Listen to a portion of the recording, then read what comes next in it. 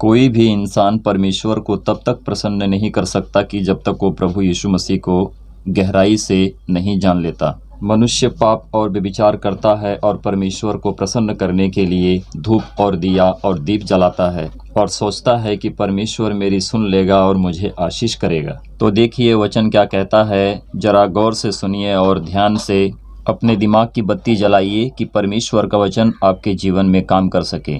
परमेश्वर का वचन दाऊद में बात करता है और दाऊद इस बातों को सही रीति से बताता है कि मनुष्य के लिए सीख होती है कि सीख समझकर परमेश्वर को जान सके। तो देखिए वचन पर ध्यान देते हैं कि वचन कहता क्या है। जब हम भजन संहिता की पुस्तक से पढ़ते हैं अध्याय 5 वचन 4, 5, 6, तो देखिए 4 वचन में क्या लिखा है, क्योंकि तू ऐसा ईश्वर नहीं जो दुष्टता से प्रसन्न हो, बुराई तेरे साथ नहीं रह सकती।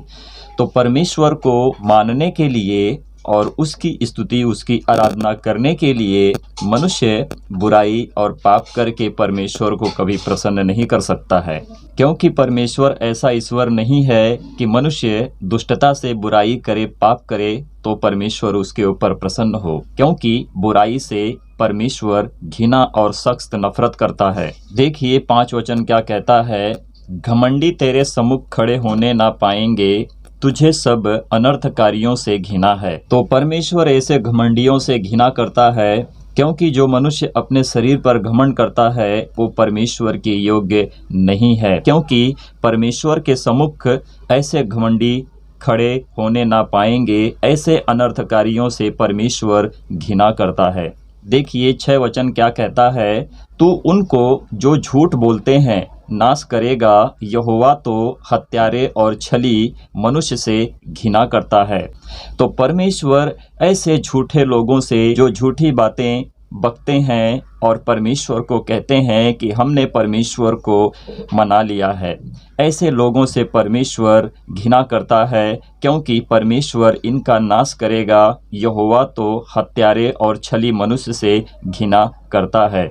जो मनुष्य पाप करे, हत्या करे, छल करे, परमेश्वर से कहे कि प्रभु मैं आपके समीप हूँ और आपके लिए काम करता हूँ, प्रभु जी मैं आपको मनाना चाहता हूँ, आपके लिए क्या करूँ, तो परमेश्वर ऐसे मनुष्यों से घृणा और सख्त नफरत करता है। क्या किसी मनुष्य के पाप को कोई मनुष्य क्षमा कर सकता है? नहीं कर सकता है, क्योंकि मनुष्य मनुष्य होता है, परमेश्वर परमेश्वर होता है। तो परमेश्वर ही मनुष्य के पाप को क्षमा करता है। तो देखते हैं आगे वचन क्या कहता है। जब हम मरकुस की पुस्तक से अध्याय 1 वचन 4, 5 को पढ़ते हैं, जैसे कि यशायाह भविष्यद्वक्ता की पुस्तक में लिखा है कि वह दूत तेरे सामने और तेरे आगे आगे चलेगा। जब हम 4 वचन को पढ़ते हैं, यहाँ पर लिखा है, यूहन्ना आया जो जंगल में बपतिस्मा देता और पापों की क्षमा के लिए मन फिराव के बपतिस्मा का प्रचार करता था। तो जो वह आगे आगे चलता था और जो जंगल में बपतिस्मा देने का प्रचार करता था और मनुष्य के पापों की क्षमा के लिए, उनके मन फिराव के लिए उनको पानी से बपतिस्मा देता था। 5 वचन देखो क्या कहता है, और सारे यहूदिया देश के और यरूशलेम के सब रहने वाले निकलकर उसके पास गए और अपने पापों को मानकर यरदन नदी में उससे बपतिस्मा लिया। तो ये जो यूहन्ना था, जो परमेश्वर ने उसको भेजा था, और यशायाह भविष्यद्वक्ता की पुस्तक में लिखा था कि वह दूत तेरे सामने आगे आगे चलेगा। तो उस वक्त की बात है कि जब यूहन्ना पानी से बपतिस्मा देकर मन फिराव के लिए, मनुष्यों के पापों को क्षमा करने के लिए उनको पानी से बपतिस्मा देता था। तो पाप क्षमा करने का अधिकार सिर्फ परमेश्वर के पास है। तो परमेश्वर ही मनुष्य के पापों को क्षमा कर सकता है, क्योंकि परमेश्वर के सिवा इस पृथ्वी के ऊपर आकाश से लेकर उसके बीच में जो भी कुछ है, चाहे मनुष्य हो चाहे स्त्री हो, कुछ भी हो, परमेश्वर के सिवा मनुष्य के पापों को क्षमा योगदान कोई दे नहीं सकता है। पाप क्षमा करने का अधिकार सिर्फ परमेश्वर के पास है और पापों की क्षमा सिर्फ परमेश्वर ही करता है। और वह अधिकार प्रभु यीशु मसीह के हाथ में है, जो प्रभु यीशु मसीह स्वयं में मनुष्यों के पापों को क्षमा करता है। तो देखिए मत्ती अध्याय 9 वचन 2-3 क्या कहता है। जब हम 2 वचन को पढ़ते हैं, यहाँ पर इस तरह से लिखा है, और देखो कई लोग लकवे के एक रोगी को खाट पर रखकर उसके पास लाए। यीशु ने उनका विश्वास देखकर उस लकवे के रोगी से कहा, हे पुत्र, ढाढ़स बांध, तेरे पाप क्षमा हुए। तो पाप क्षमा करने का अधिकार सिर्फ परमेश्वर के पास है, और वो पापों की क्षमा करता है जो प्रभु यीशु मसीह है, और वही स्वयं में सत्य परमेश्वर है। आगे देखिए 3 वचन क्या कहता है, और देखो कई शास्त्रियों ने सोचा कि यह तो परमेश्वर की निंदा करता है। तो ऐसे ही शास्त्री फरीसियों और पाखंडी बाबाओं का काम है कि जो परमेश्वर पर इल्जाम लगाते हैं कि ये तो परमेश्वर की निंदा करता है। अरे जो स्वयं में परमेश्वर है वही मनुष्य के पापों को क्षमा करता है, और वही हर किसी को चंगाई देता है, क्योंकि प्रभु यीशु मसीह सच में सत्य में परमेश्वर का वचन है, और वचन ही तो परमेश्वर है।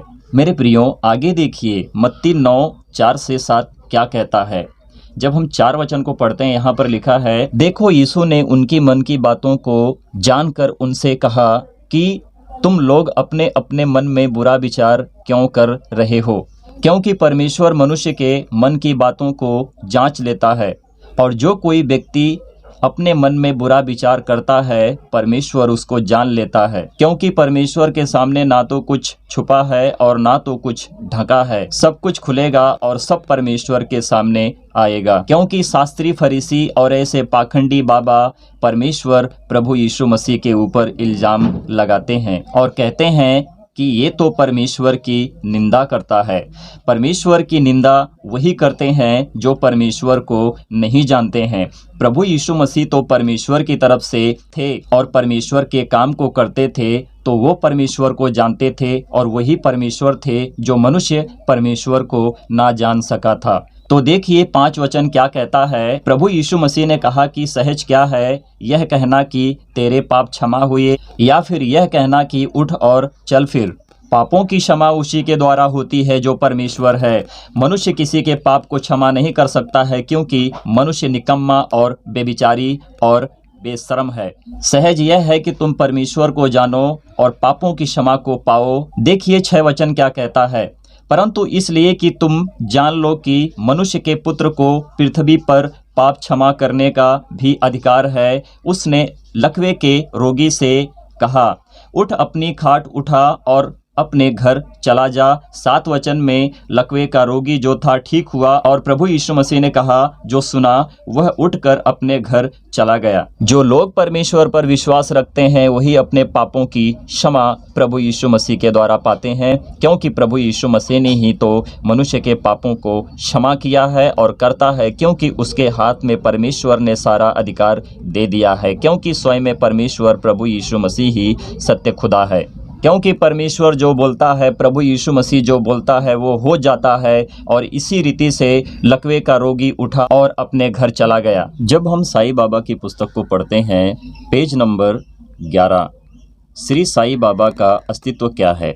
श्री साईं बाबा के जो भक्त हैं उनका ऐसा मानना है कि वे त्रिदेवों ब्रह्मा विष्णु महेश के अंश श्री दत्तात्रेय के अवतार हैं।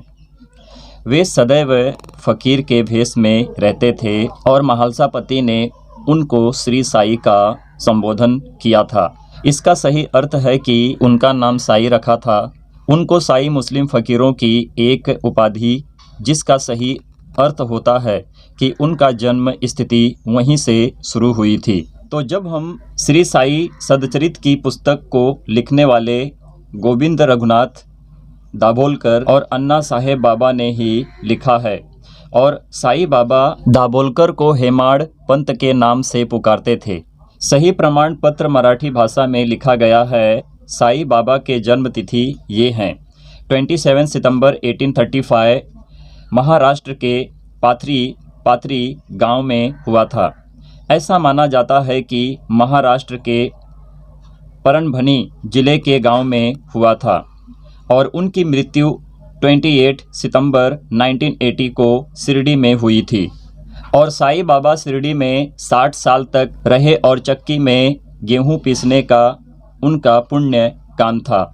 अध्याय 1 पेज नंबर 15। साईं बाबा एकाएक स्त्री पर क्रोधित हुए और डांटते हुए बोले, अरे तुम पागल तो नहीं हो गई हो? किसके बाप का माल समझकर तुम आटा उठाए लिए जा रही हो? यह क्या किसी कर्जदार का माल है जिसे तुम इतने आराम से उठाए लिए जा रही हो?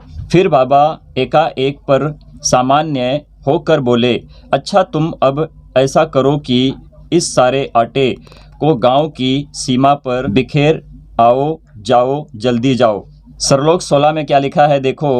वास्तव में ऐसा करके वे अपने भक्तों के पापों, दुर्भाग्यों, शारीरिक व मानसिक कष्टों को ही दूर करते रहे, उन्हें नष्ट करते रहे। श्री साईं बाबा जिस चक्की से गेहूं पीसा करते थे उसके ऊपर का पाठ भक्ति का प्रतीक था, तो नीचे का पाठ कर्म का प्रतीक था और चक्की का मुठिया ज्ञान की प्रतीक थी। तो मेरे प्रियो, इससे आपको क्या सीखने के लिए मिला?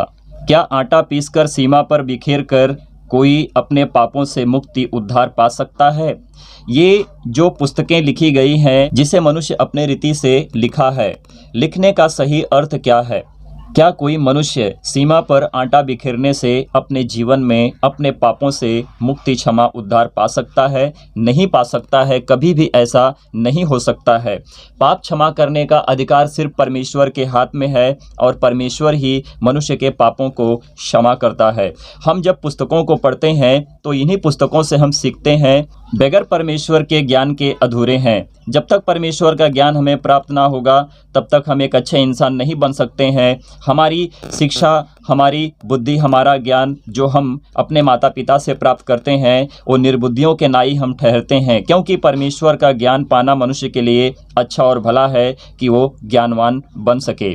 तो मेरे प्रियो, इसी रीति से साईं बाबा जो एक फ़कीर थे और मुस्लिम परिवार से जाने जाते थे, क्योंकि उनका जन्म वहीं से हुआ था, मुस्लिम परिवार से हुआ था और फ़कीर थे वो, और वो शिरडी में 60 साल तक रहे और गेहूं पीसकर लोगों को सही शिक्षा देने का एक ही उनका काम था कि तुम सच्चे ईश्वर पर अगर मन लगाओगे तो आप एक अच्छे इंसान बनोगे। क्योंकि आटा पीसकर सीमा पर बिखेरने का मतलब ये नहीं है कि मनुष्य अपने पापों का उद्धार पाएंगे, परंतु वहाँ सीख मिलती है कि मनुष्य अगर अच्छा काम करेंगे तो परमेश्वर को जान पाएंगे, क्योंकि परमेश्वर ही मनुष्य के पापों को क्षमा करता है। परंतु इन पुस्तकों से जब हम सीखते हैं, साईं बाबा ने इसी पुस्तक में बोला हुआ है कि सबका मालिक एक है, परमात्मा परमेश्वर सबका एक है। तो हमें जानकर चलना चाहिए और परमेश्वर के सही रीति से कामों को पूरा करना चाहिए। किसी भी धर्म की पुस्तक किसी का उद्धार नहीं कर सकती है, ना तो किसी का धर्म किसी का उद्धार कर सकता है, परंतु धर्म से बढ़कर मनुष्य का कर्म होता है कि जो मनुष्य सही कर्मों को करे और परमेश्वर को भाए कि परमेश्वर उसका उद्धार करे। प्रभु यीशु मसीह को जानो, परमेश्वर पर विश्वास रखो और प्रभु यीशु मसीह पर भी विश्वास रखो, क्योंकि प्रभु यीशु मसीह ही वो सच्चा खुदा और परमेश्वर है जो मनुष्य के पापों को क्षमा करता है। प्रभु यीशु मसीह के बगैर कहीं पर भी मनुष्य अपने पापों की क्षमा नहीं पा सकता है, परंतु अपने पाप में पड़कर अपने मृत्यु को देख सकता है। इसी रीति से आप अपने आप को बदलें, परमेश्वर प्रभु यीशु मसीह को जानें और परमेश्वर के राज्य में बढ़ें, प्रभु की आज्ञा का पालन करें। प्रभु आप सभी लोगों को आशीष और ब्लेस करें। परमेश्वर की महिमा हो। आमीन, आमीन और आमीन।